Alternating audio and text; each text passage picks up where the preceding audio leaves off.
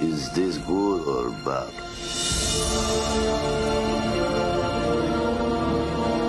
Hello everyone and welcome to Action RPG. I'm your host Aaron, and for today's video we're headed to the world of Diablo 4, the Season of Blood. Everyone's cashing in on vampires. Vampires are in right now, and I swear this craze started after the success of Vampire Survivors last year. I feel like that's all you see. Or maybe it's just Halloween and we're going to be getting some vampires. Now, earlier in the day, I live streamed the entire 2-hour announcement stream. And we had some good, we had some bad, but overall I gave it a W. Now, what we're going to do for this video is I'm actually going to show you my overall feeling of the live stream right now, so you can kind of get an in-depth look, or at least my overall thoughts on the current information announced. And then we're going to do a quick rundown of all the information we got. Sound like a plan? Enjoy. Overall, will Diablo 4 be a better game in Season 2? Yes.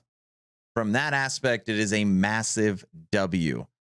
The travel, the dungeons, the quality of life, combat, experience, not needing to do renown, core gameplay is going to feel way, way better. Okay. Now, for the person that says, yeah, 100 little things personally to me doesn't add up to a big thing. Okay. That's a personal preference. I want to know what's the new Helltide, the new Legion, the new dungeons, the new actual end game mechanic. Now, that person is going to say, yeah, this there was nothing announced. No World Tier 5, no new end game system.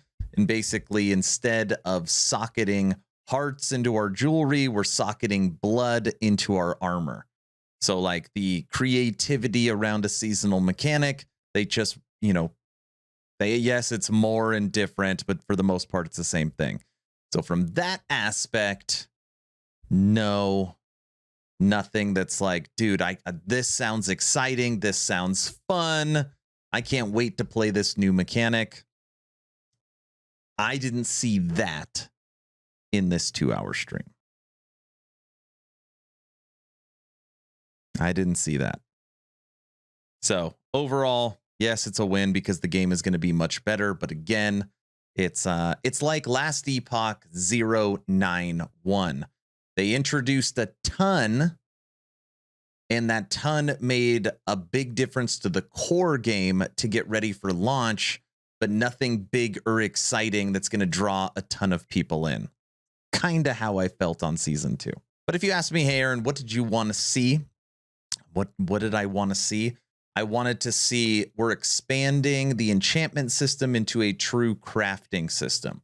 We are changing the skill trees and adding another rung to every skill to give more class identity, so not everybody's running the same thing. We're expanding legions. We're expanding Helltide. We're expanding dungeons so that the 500 dungeons you run, they're going to feel different. The experience is going to be different. We're adding in randomization to Helltides. When you go to a Legion event, you don't know what to expect. Everyone's going to feel different, and you're going to play your part. For the seasonal mechanic, there's going to be this new area unlocked on the map, and this area is going to do X. Like, I was looking for real changes to the existing systems. That's what I was looking for. And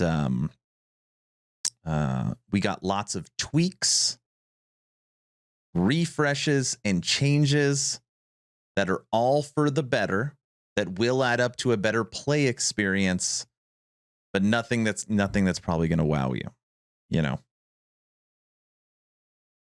That was very well said. I agree so much. Absolutes. Thank you. This was way more than I was expecting for Season 2. So that's good. Aaron is spot on. So not playing. You'll play a little bit. Come on. You'll play a little bit. Hey, maybe when I go to BlizzCon, they're going to give me like a special like portal or something. I'm going to get code. You know, you never know. Going back and watching that video again, I think I was a little more negative than I probably should have been, okay?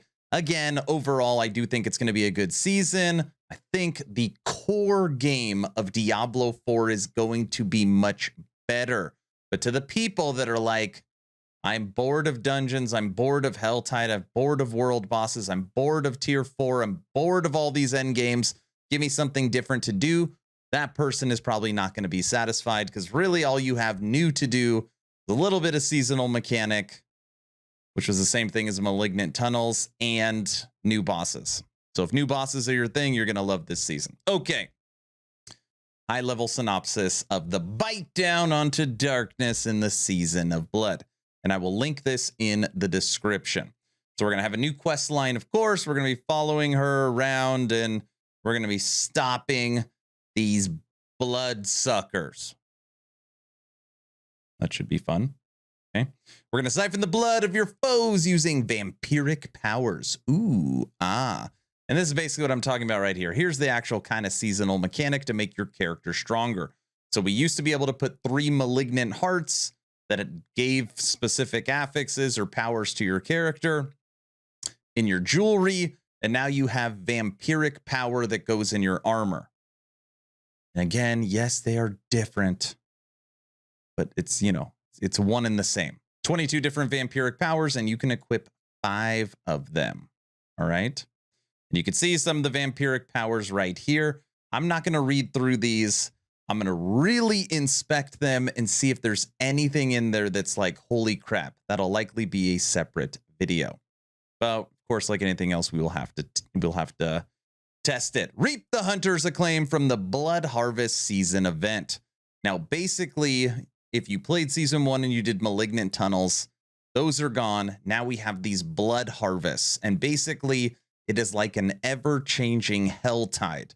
You can chase it as it pops out throughout the map, kill these enemies, and siphon the blood. So it's almost like having like a new version of Helltide that will be up for you to fight enemies, if I understand it correctly.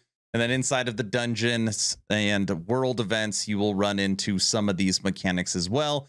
But the big one is chasing down these, instead of red Helltides, these are green. I know you're excited. Conquer brutish end game bosses. There are 5 new end game bosses to defeat. And Uber Duriel right here is a new 100 boss. And this is the boss that you have a chance to now get the uber rare uniques. Shaco, Grandfather, all the ones that were impossible to get are now target farmable right here with this new, I don't want to say pinnacle boss, because they said he's not as hard as Uber Lilith, but you do have to collect a lot of pieces to open a portal or whatever it is to fight him. So he'll be a little easier, but still hard. Get your poison resistance. Okay. Got all these different cosmetics you can win. I'm not going to lie. The Fire Horse is probably my favorite because it reminds me of my Fire Necro. Last Epoch. Okay. I don't want to cover the seasonal journey or rewards. Okay. But if you played season 1, you know what season 2 is all about. And they got the battle passes. Got to have that. And they got the shop items. Season's item is in your stash tab. They didn't announce you're getting more storage space, but on the bottom here, you are going to have a way to filter and search through your gear, which is great. And your gems will be auto sorted in your crafting materials. Also very, very good. And then you got a cosmetics, and then you've got DLSS 3.0. Okay. So that is this post right here. And the big meat and potatoes of this is really breaking down the vampiric powers, which again, we will do later on. So that is the post. That is what's coming on October 17th, the Season of Blood. Now, I know it's a pretty quick video, not a lot of detailed information, high overview. Okay. Are you happy with the quality of life changes? Your mount's going to be better. You're going to be able to blow through barricades. Technically, you'll have more storage space because you won't have to sort your gems. You're going to be able to search your storage. You're going to have a potential of 40% increased XP game XP gain across everything because XP bonuses are now multiplicative. They are changing. There was so many little tweaks in this stream that I do think the game is going to feel very refreshed, especially because we don't have to do Renowned again. But the no end game, with the exception of new bosses, I think it's going to be rough. I think it's going to be rough. I think the people that really care about end game likely not be happy until we see world tier 5. That's the video. Very simple question at the end. In the comment section, will you play? That's it. Yes or no. Or you could put D4 bad or D4 good. That will also be a trigger for me understanding your if you're going to play. 2 asks at the end of the video. Ask number 1. I'm hoping today is the day I have earned your subscription. We are closing in on 40,000. We're getting there. We're about to tick onto 39,000. The goal for the year is 40. If I've earned your sub, please consider hitting that red button, but only if I've earned it. Ask number 2, check out my Patreon. I get asked all the time, Aaron, what's the best way to support? And Patreon is it, because it helps me and gives you the most benefits. So it's a good win-win relationship. First link in the description.